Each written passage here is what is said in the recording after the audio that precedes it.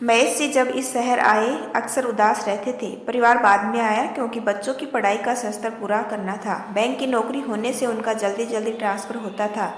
पिछले शहर में उनका मन अच्छे से लग गया था, तभी इस शहर में ट्रांसफर हो गया। महेश जी किसी की भी परेशानी नहीं देख पाते, आगे बढ़कर मदद करते। उनकी इस आदत का बहुत लोग फायदा उठाते। उनकी सहायता की वजह से बहुत लोग उनके अच्छे दोस्त बने, तो बहुत लोग सिर्फ मतलब साधने के लिए स्वार्थी दोस्त बने। ऐसे ही एक दोस्त रतन जी बने, जिन्होंने महेश जी को तीखा सबक दिया। रतन जी की बेटी की शादी तय होते ही वे महेश जी को बोले, सब आपको ही संभालना है, आखिर बेटी आपकी भी भतीजी है। हाँ, ये भी कोई कहने की बात है। इतना सम्मान पा महेश जी गदगद हुए, बोले, अरे महेश जी, जरा देखिए, अभी तक यहाँ नाश्ता सर्व नहीं हुआ। रतन जी की आवाज़ सुन दोस्तों से घिरे महेश जी तुरंत उठ खड़े हुए और हलवाई के पास चल दिए। महेश जी बारात जनवासे से निकली कि नहीं, महेश जी तुरंत जनवासे देखने पहुंच गए। महेश जी जयमाल का कार्यक्रम शुरू हो रहा, पर फूलों की माला अभी तक नहीं आई।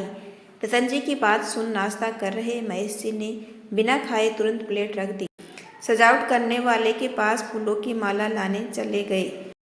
माला लेकर आ रहे थे, तभी उन्हें रतन की आवाज़ सुनाई दी, जो किसी से कह रहे थे, अरे यार, वो तो इमोशनल फूल है, जरा सा भावुक हो, कुछ बोल दो, तुरंत मदद के लिए तैयार हो जाता है। इसलिए तो मैंने माही की शादी तय होते ही महेश से मदद मांग ली। बंदा वेन्यू ढूंढने भी हमारे साथ चला गया, तो अपनी कार में लेकर गया। सोचो, ड्राइविंग के तनाव और पेट्रोल के खर्चे में कितनी बचत हुई।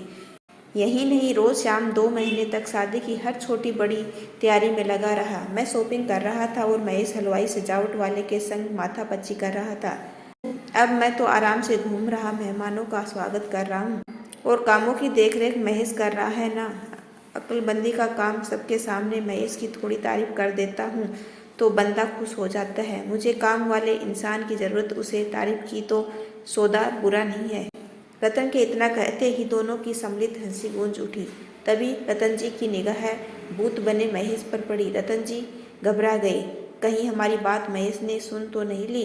महेश ने माला रतन की ओर बढ़ाते कहा, मान गए दोस्त, आप बेहद अकल वाले हो, पर जो जज्बातों वाले होते हैं वो भी बेवकूफ़ नहीं होते, और दोस्ती जब स्वार्थ पर टिकी हो तो आगे नहीं बढ़ती। आज मैं आपकी पूरी सहायता करूंगा, क्योंकि ये मेरा निर्णय था कि लड़की की शादी में कोई मदद मांगेगा तो मैं पीछे नहीं हटूंगा। हाँ, कल माई के विदा होते ही हमारी आपकी दोस्ती खत्म। रतन जी हकलाते बोले, अरे यार, कैसी बात करते हो, हम तुम कितने गहरे दोस्त हैं। मैं दीपक को यही बता रहा था, पर महेश जी रतन की बात अनसुनी कर आगे बढ़ गए। अब महेश जी ने नोटिस किया, सिर्फ रतन ही नहीं, उनका बेटा और बड़ा दामाद भी उनको कई काम जो वो खुद कर सकते थे, चाचा जी आप ही कर सकते हैं, हम तो अभी अनुभवहीन हैं, कह उनको सौंप देते थे। महेश जी अपनी इम्पोर्टेंस देख गदगद थे। सुनंदा कई बार समझाती, ये भावुकता छोड़ दो, इन मतलबी रिश्तों का कोई कीमत नहीं है, लोग आपकी भावनाओं का फायदा उठा रहे। पर महेश जी को लगता सुनंदा स्त्री सुलभ भावनाओं के चलते ऐसा कह रही। अब आज सच्चाई सामने आ गया। दोस्ती की आड़ में आदमी इतना मतलबी हो सकता है, ये महेश जी ने कभी नहीं सोचा। फेरों के लिए जब माही उठी, महेश जी शादी के पंडाल से बाहर निकल आए। अब उनकी ज़रूरत खत्म हो गई, अब वो घर जा सकते हैं। बाहर निकलते ही अनायास आंखें भर आई। पिछले कुछ महीने से शादी की तैयारी में कहीं माई से लगाव हो गया था, शायद माई उनकी कमी महसूस करे। बाहर निकलते पैर थम गए, तभी रतन जी की हंसी की गूंज कानों में उभर आई। न अब अपनी भावनाओं को अपनी कमजोरी नहीं बनने देंगे, न ही भावनाओं के जाल में उलझेंगे। सदे और मजबूत कदमों से महेश जी उस घेरे से वापस निकल आए जहाँ उन्हें असीम पीड़ा मिली। इस धोखे ने महेश जी का जीवन के प्रति नजरिया बदल दिया।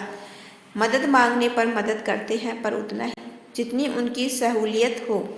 दोस्तों, कई दोस्त दोस्ती की आड़ में अपना स्वार्थ सिद्ध करने में लगे रहते।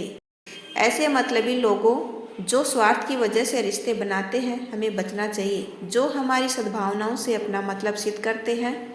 यदि आपको मेरा छोटा सा प्रयास अच्छा लगा हो तो चैनल को लाइक, शेयर एंड सब्सक्राइब कीजिए। आपका अपना कीमती समय देने के लिए दिल से धन्यवाद।